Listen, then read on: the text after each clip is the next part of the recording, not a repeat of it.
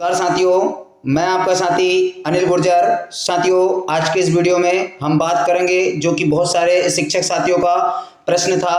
कक्षा 1 और 2 के बच्चों का रजिस्ट्रेशन कार्य आरएस के पोर्टल पर चालू है, जिसमें कि कक्षा 1-2 के बच्चों की जन्म दिनांक में सुधार का कार्य नहीं हो रहा था और ये प्रश्न जो है बार बार शिक्षक साथियों का आ रहा था। साथियों, क्या आरएस के पोर्टल पर यह ऑप्शन चालू कर दिया है, और अगर चालू कर दिया है तो किस प्रकार से हम डेट ऑफ बर्थ में सुधार कर पाएंगे? क्या जिन लोगों ने वेरिफिकेशन कर दिया है वो भी इस कार्य में सुधार कर पाएंगे या नहीं किया है? तो इन बातों को लेकर हम देखेंगे। साथ ही साथियों, जिन बच्चों के सामने डिलीट का ऑप्शन नहीं आता है उन बच्चों को भी आप कैसे कर पाएंगे वो भी मैं बताने वाला हूँ वीडियो में।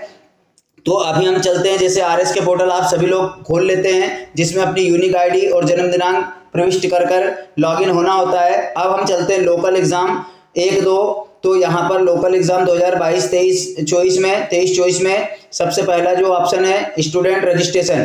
तो स्टूडेंट रजिस्ट्रेशन पर हमने टिक किया। यहाँ पर हम कक्षा का चयन कर लेते हैं, जैसे कक्षा 2 या 1, तो हम कक्षा 2 का चयन कर रहे हैं। साथियों, मेरे द्वारा पूर्व में यहाँ पर सभी बच्चों का रजिस्ट्रेशन कर दिया गया है, उनकी सामान्य जानकारियों में सुधार कर दिया गया है। लेकिन जब मैंने रजिस्ट्रेशन कार्य किया था उस समय यहाँ पर बच्चों की डेट ऑफ बर्थ में सुधार नहीं हो रहा था। अब साथियों हम देखते हैं, जैसे कि जो समर नाम का बालक है, इसकी डेट ऑफ बर्थ कुछ और थी, परंतु मजबूरन जो है उस समय डेट ऑफ बर्थ में सुधार नहीं हो रहा था, तो हमें यहीं पर जो है उसको सेव करना पड़ा था। लेकिन क्या अब सुधार कार्य हो रहा है? तो हम जो सामने आप देख रहे हैं एक्शन बटन का जो पेंसिल का आइकॉन है, इस पर क्लिक करेंगे तो बच्चे की सामान्य जानकारी यहाँ पर खुलकर आ जाती है। अब बच्चे की सामान्य जानकारी जो है पहले से पूर्व से भरी हुई है।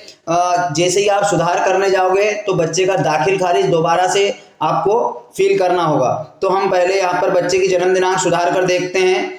तो बच्चे की जन्म दिनांक मान ली यहाँ पर 21/6 थी, 21 से 16 थी। आप बच्चे की जन्म दिनांक कुछ भी कर सकते हैं साथियों। अब इसमें सुधार कार्य होने लगे हैं। बच्चे का जो दाखिल खारिज क्रमांक है वो हम चढ़ा देते हैं। उसके बाद में पुनः सेव पर क्लिक करते हैं। तो यहाँ पर 26 थी, अब हमने 21 की है और यस वेरीफाइड पे क्लिक करेंगे तो आप देख रहे हैं यहाँ पर बच्चे की डेट ऑफ बर्थ सक्सेसफुली सुधर चुकी है। मतलब फाइनली हम ये कह सकते हैं कि कक्षा 1 और 2 के बच्चों की जो जन्म दिनांक वाला इशू था उसमें अब सुधार कार्य हो रहा है।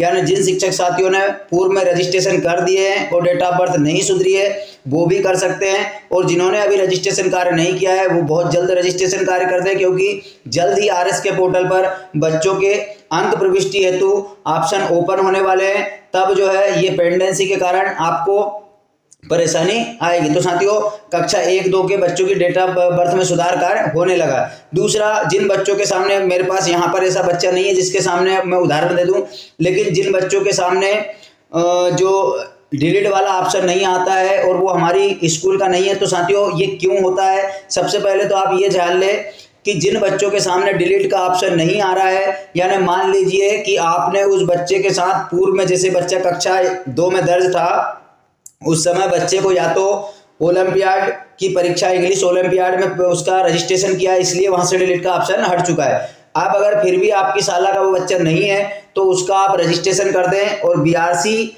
महोदय की आईडी पर सत्र 2023-24 में एक